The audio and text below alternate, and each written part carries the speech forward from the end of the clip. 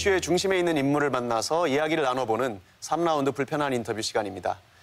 오늘은 마을 내 집단 암 발병으로 문제가 되고 있는 익산의 함라 장전마을과 관련해서 최재철 장전마을 대책위원장 그리고 손문선 좋은정치 시민넷 대표 두 분 모시고 이야기 나눠보겠습니다. 어서 오세요.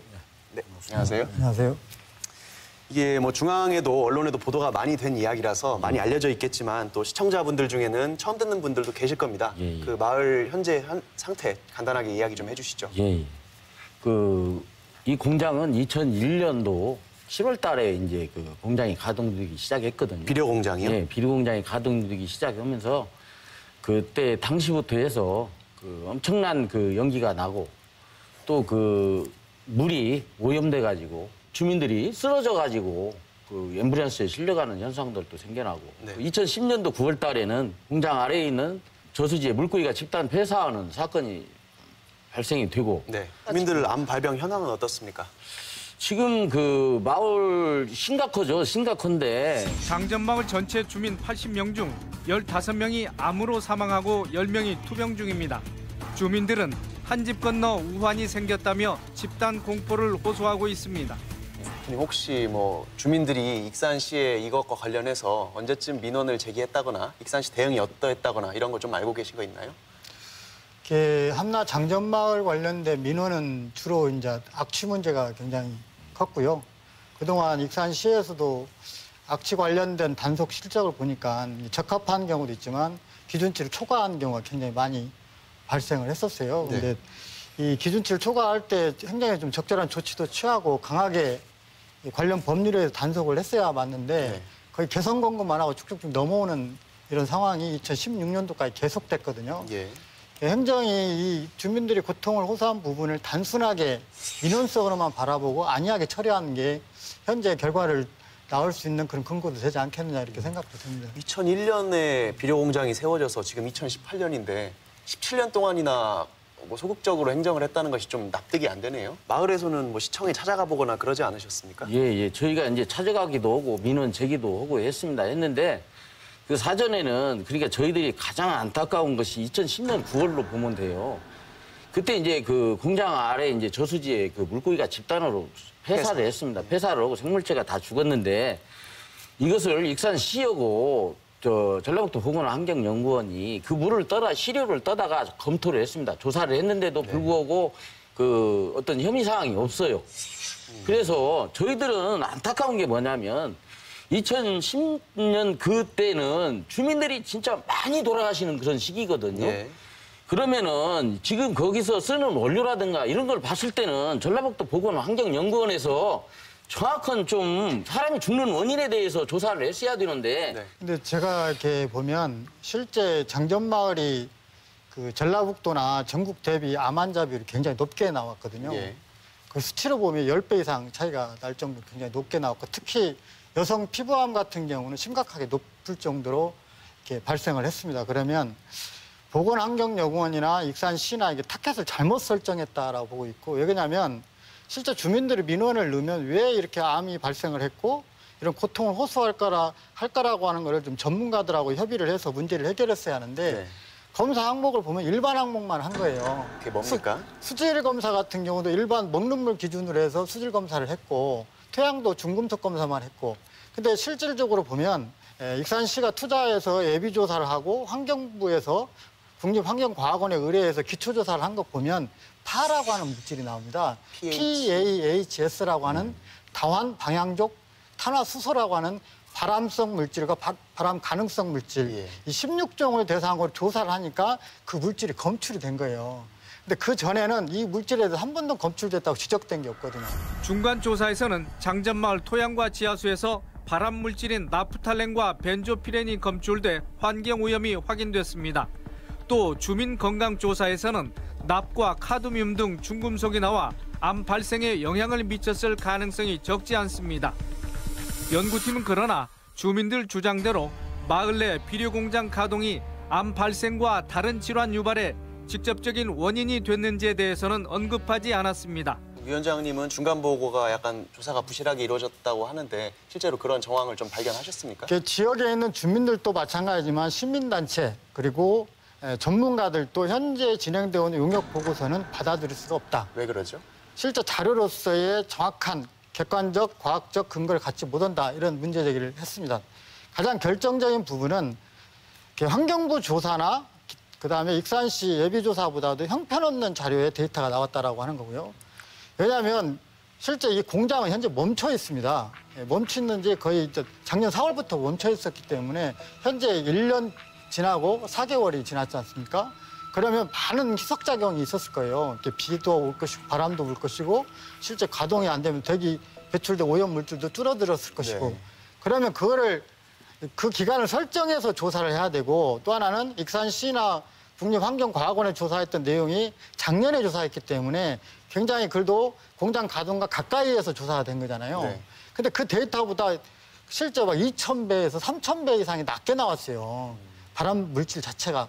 그러면 그 장전마을에 현재 조사된 내용 자체가 과학적으로 보면 조사에 대한 실질적인 근거자가 굉장히 희박해진다라고 하는 거고요. 또 마지막으로 건강검사를 했잖아요. 네. 건강검진을 쭉 했는데 암이 왜 발생했는지 인간관계를 밝히는 암검진을 했어야 하는데 실질적으로 일반 국민건강보험공단에서 하는 건강검사하고 별반 다를 바 없는 그런 검사를 해가지고 용역조사를 한다라고 하는 게 좀 과학적으로 입증하기가 무척 좋지 않다라고 하는 게 현재 판단입니다. 자칫하면 부실한 조사 때문에 또다시 행정의 면죄부를 주고 진실을 규명하기 어려워지는 결과가 나오지 않을까 좀 우려가 되는데요. 지금 얼마 안 남았습니다. 지금 7월 달이고 12월 달에 이제 결론이 나는데 네. 그때 가가지고 그냥 자기들이 그냥 그 주민들한테 그 들어준다는 얘기를 감춰버린 채 그냥 빠져나가 버리면 주민들은 큰일 납니다. 근데 지금 그래서 이 중간 보고회가 아주 중요했던 거고요. 예, 역학조사 결과에 따라서 지금 익산시가 대응을 달리하겠다고 하고 있나요? 그 역학조사가 왜 굉장히 중요하냐면요. 실질적으로 모든 결론은 역학조사 결과로 도출이 될 거라고 생각을 하고 있습니다. 네. 그 역학조사를 통해서 주민들이 어떠한 이유로 어떤 원인으로 어떤 물질을 통해서 암이 집단적으로 걸렸다라고 하는 것을 증명해내야 돼요. 그래야 주민들은 이후에 본인들의 건강상, 환경상 피해본 부분 그리고 주민들의 억울한 부분들을 해소할 수 있는 방법이나 장치가 마련되거든요. 근데 거기에서 실질적으로 연관성을 밝히지 못한다라면 실제 행정이 됐든 비료공장이 됐든 이런 모든 부분이 면죄부가 될 수 있는 소지를 갖고 있어요. 그래서 현재는 다른 방법이 없기 때문에 역학조사에 좀 집중할 수밖에 없는 거고요. 네. 그동안에 그 익산시 측에 민원을 제기했을 때 돌아온 대응이나 반응 같은 것은 또 좀 어땠습니까? 과거에 이제 주민들이 그렇게 이제 힘이 들고 살기가 힘이 드니까 이게 왜 그러면 매연 때문에 살 수가 없으니까 그래서 이제 그 농민들이 연대에 오고 주민들이 연대해서 트랙터로 갔다가 막어도 보고 말뚝도 박아보고 했는데 오히려 그 업무 방해로 해가지고 주민들이 잡혀가는 현상이 생겨나고 주민들이 벌금을 맞고 이런 현상들이 생기다 보니까 그 대응을 못 한 거예요. 그리고 저희들은 거기에 쓰는 원료를 한 번 더 이걸 심각하게 따져봐야 됩니다. 예. 그 KTNG에서 연초박이 들어옵니다. 연초박? 지금, 예, 예. 네. 그래 담배를 만들고 남은 그런 이제 찌꺼기 같은 걸 여기다 갖다가 그 비료 원료로 이렇게 사용을 하는데 근데 연초박 속에는 뭐가 들었습니까? 93가지의 발암물질이 들어있다고 그러고 하루에 8.5톤 정도를 갖다가 매일 가공을 했습니다. 1일. 그러면 그 굴뚝에다가 주민들한테 말씀을 해주셔야죠. 이 담배 연기 먹지 말라고 마시지 말라고.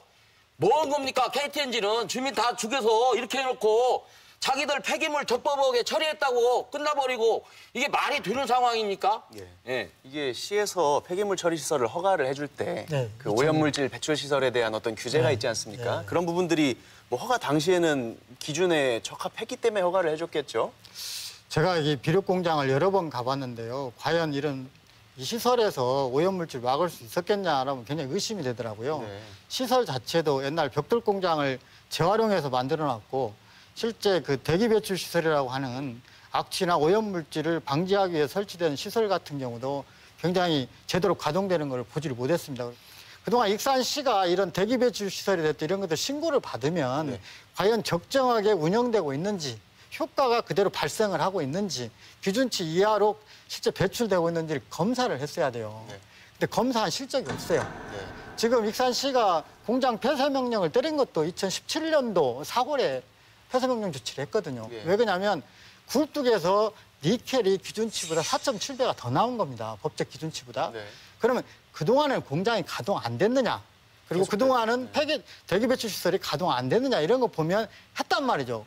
근데 왜 그때만 보이고 그전에 문제가 안 됐을 때는 안 보였느냐라고 하는 겁니다. 그러면 우리가 주민들이나 전문가들도 의심할 수밖에 없는 거는 신고된 거를 그대로 믿고 방치해 놓은 거죠. 네.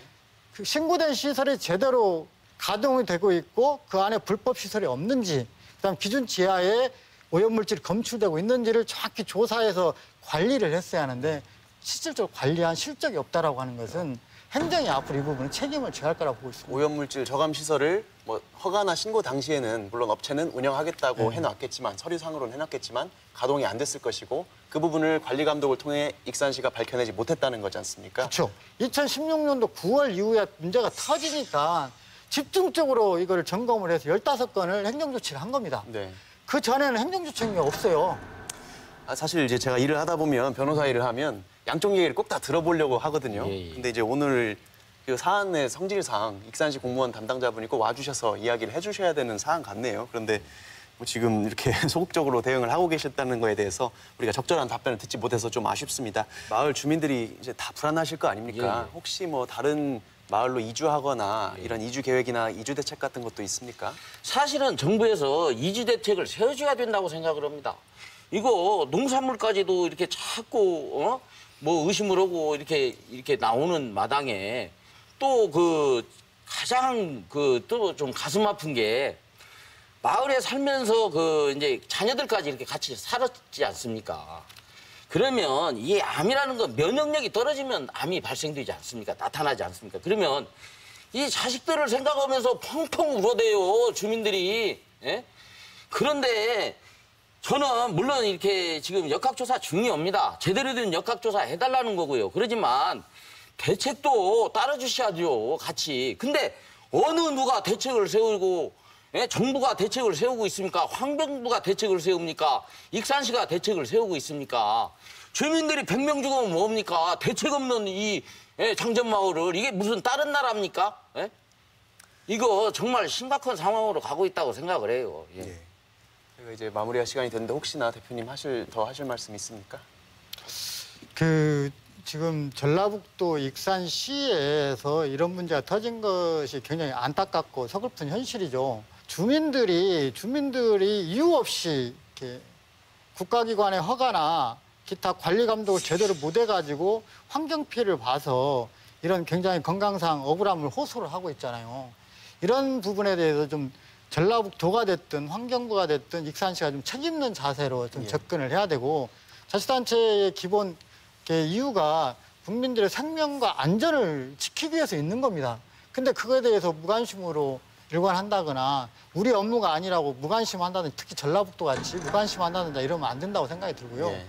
환경부도 어쨌든 주민들이 원할 수 있는 결과가 이렇게 나왔으면 좋겠는데 최대한 과학적이고 객관적인 접근 그리고 주민이 추천한 전문가들과의 소통, 주민과의 소통 과정을 충분히 겪은 과정 속에서 역학조사가 제대로 치밀하게 진행되지 않으면 그 결과 보고서를 누구도 받아들이지 못할 것이다라고 하는 거를 분명히 알아야 할 거라고 생각이 들어요. 그래서 환경부나 국립환경과학원, 용역조사기관이 정확히 책임있는 자세로 이 문제를 좀 접근해 주기를 저는 바라고 있습니다. 예.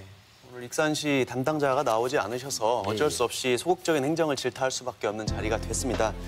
이게 주민들이 문제 제기한 시점으로부터 17년이라는 세월이 지났는데 그리고 인구의 30% 이상이 다 암에 걸렸는데 허가나 신고 당시에 기준에 문제가 없다고 해서 가만히 놓아두고 또 인과관계가 과학적으로 조사 결과가 밝혀지지 않았다고 해서 놓아두고 이런 소극적인 행정을 계속한다는 것이 조금 이해가 되지를 않고요.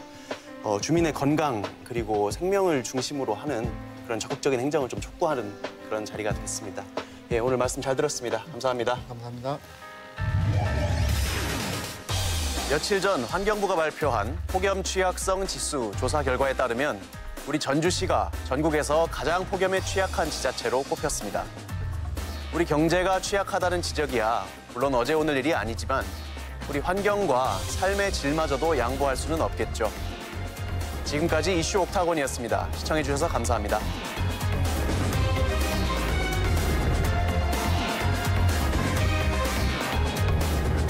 이슈 옥타곤에서는 시청자 여러분의 억울한 사연을 비롯한 부정부패, 사건 사고, 사회 문제 등의 제보를 받고 있습니다. 제보자의 신상은 철저히 보호되며 제공하신 정보는 취재 이외의 목적으로 사용되지 않습니다. 시청자 여러분의 많은 참여 부탁드립니다.